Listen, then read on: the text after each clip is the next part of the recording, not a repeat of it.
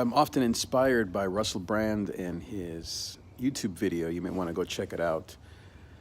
He was talking today about sadness, and it um, touched me because that's kind of how I've been feeling.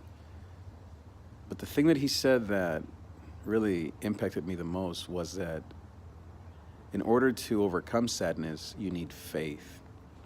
It's amazing to hear a guy like that talk about spirituality and faith. I often feel challenged by his brand of spirituality. And maybe that's part of the joy of being sad, of relating to sadness, is that you can learn from other people. He talks about how faith is what heals him, to believe that tomorrow will be a better day, and to know that it's not up to you to make it into a better day. There are probably 5 things that I'm thinking about that stress me, that make me anxious. Things I can't resolve, people I can't change, things I can't fix. And those are all invitations into sadness or into fear, depression, into anxiety, all that we consider negative emotions. But I'm realizing a deeper truth that on the other side of these situations or of these invitations, there's a second door which invites us into faith, into courage. The opposite of anxiety isn't to not be anxious. The opposite of anxiety is peace, is courage, is faith.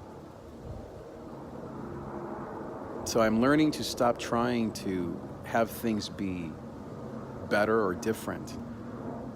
I'm learning to let go of trying to change my circumstances or to reach some height where I can finally feel at peace. Instead, I'm learning the importance of believing, of letting go, of surrender, of finding my safety under the shadow of El Shaddai's wings, of the Lord Almighty. That's Psalm 91. Now, when you get to that headspace of faith, your body, your emotions may still need to catch up. And so sometimes the body is the first thing that goes, or the last thing that understands where the mind is at. So you might be thinking better thoughts, but your body's still stuck in the past. You have to give your body time. I also find that nature, being out here in the garage or in my backyard next to the garage with my dog and my beautiful lawn that I just mowed yesterday with my wife, I find that this gives me peace, space, even though I'm in the middle of a city with noises and all the rest. There's still a sense of nature here in my backyard, as close as I can get to here. I also have all my writing tools. I also have my emails, not to read people's emails, but to send emails to trusted friends. I have a therapist that I see.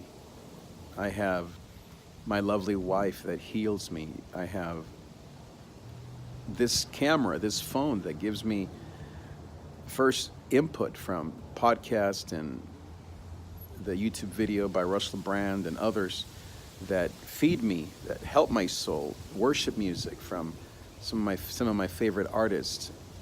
Sing to Jesus by Fernando Ortega. But it's also a place where I can give and I can speak into, and I can actually give you my thoughts and be here in my Dodger jacket, just here in my backyard with noises and airplanes and just simple living, and yet being able to share with you what I'm learning about sadness and about negative feelings and about faith and courage and about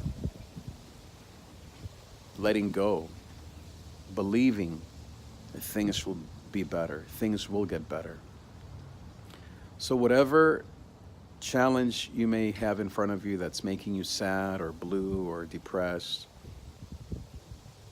the answer is to have faith, is to believe, is to fill your mind with belief, with God, with His Word, with worship, with nature, with service to others, with courage.